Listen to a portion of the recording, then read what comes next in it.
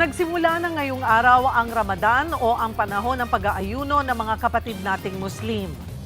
Live mula sa Quiapo, Maynila, nasa frontline ng balitang yan si Mobile Journal, Jazz Paredes. Jazz?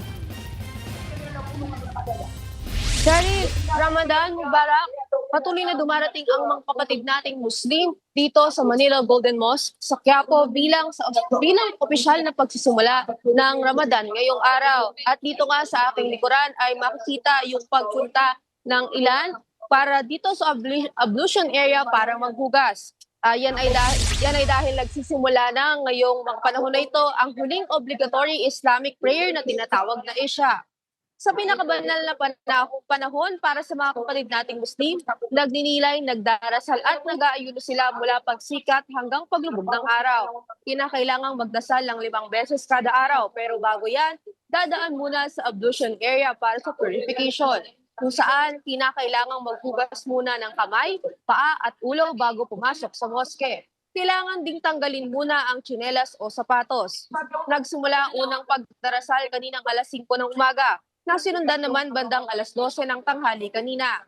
Habang 3:30 p.m. kanina, nagsimula ang ikatlong dasal na tinatawag nilang azhar o yung afternoon prayer.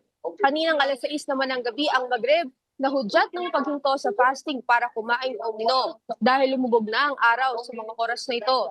Ang kanilang kakainin ay tinatawag na iftar na nangangahulugang to break o pagtigil sa pag-aayuno. At ngayon ay nagpapatuloy na ang pagdarasal para naman sa Isha. Mahalaga ang Ramadan para sa mga Muslim para raw maging puro o dalisay ang kanilang mga puso at para mapatawad ni Allah ang kanilang mga kasalanan. Cheryl, sa ngayon ay nagsisimula na yung ikalimang obligatory prayer nga itong at tinatawag nilang Isha. At natapos na rin kanina yung oras ng pag-aayuno ng mga kapatid nating Muslim. At sa ngayon, dito sa aking kinatatayuan, makikita yung division nito at ito yung maglalawang designated areas na nakalaan para sa mga babae at lalaki dahil magkahiwalay yung kanilang pwesto ng pagdarasal dito sa moske. Magtatagal lang 29 or 30 days ang Ramadan at posibleng matapos ito bandang March 19 or 20. At depende pa yan kung kailan magpapakita ang bagong buwan. Yan muna ang latest. Balik sa inyo, Cheryl. Maraming salamat, Mobile Journal, Jazz Paredes. Mga kapatid, Cheryl Cosim po. Maging maalam at may pakialam sa mga napapanahong issue at headlines. Mag-follow at mag-subscribe na sa social media pages ng News 5.